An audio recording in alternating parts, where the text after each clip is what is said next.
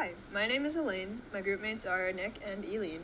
For this project, we wanted to create a simulation in which the robot arm can successfully make a single move in Jenga without knocking over any blocks. We thought that this task would be a great combination of the skills we had learned in class, like kinematics, geometric perception, motion planning, and force control. Here we have a video from a couple different angles of the final product.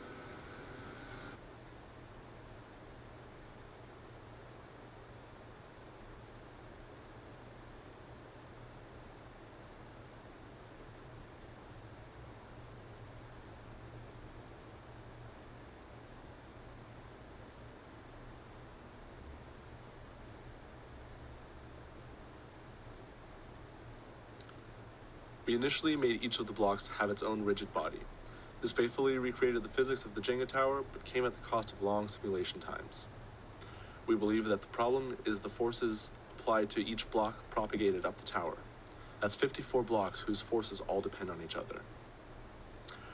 Under close to ideal circumstances, we believe that the forces shouldn't propagate too far.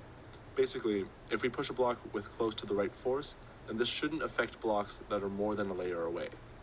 So we made a single collision object to combine blocks farther away from our target block.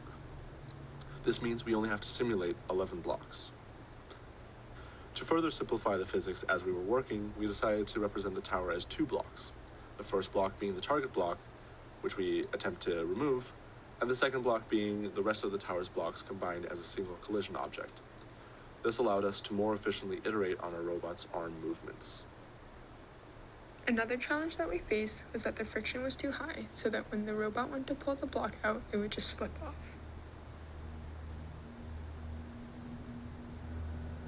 As we were debugging the program, we decided to take the top few layers off so that we could get a better view of what the Jenga block was doing.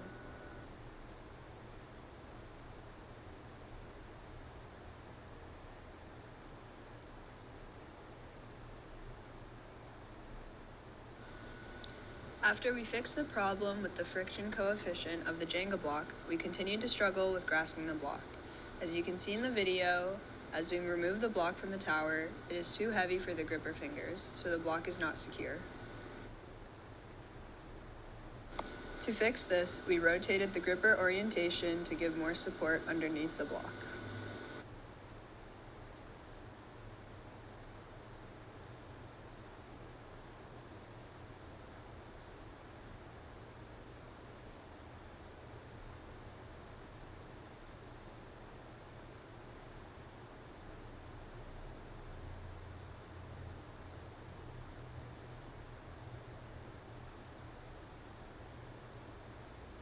Oops! As you can see here, the robot accidentally pushed the brick too hard after placing it on top of the tower. This video shows an example of how we had to find a balance and control the force applied by the robot to perform the delicate tasks within Jenga. Once we figured out how much force to apply to the block, we were able to align it with the rest of the tower and finish the move. After facing these challenges, we were able to successfully program the EWA to complete a full move in Jenga. As seen in this video, the robot starts in its initial position before moving to the block it plans to prod. It then pushes the block out about halfway and rotates to the other side, making sure not to hit the tower on the way. It rotates its arm so that it can easily grab the block. It then places the block on top of the tower about halfway, before closing its fingers to push it the rest of the way so that it's in its final position.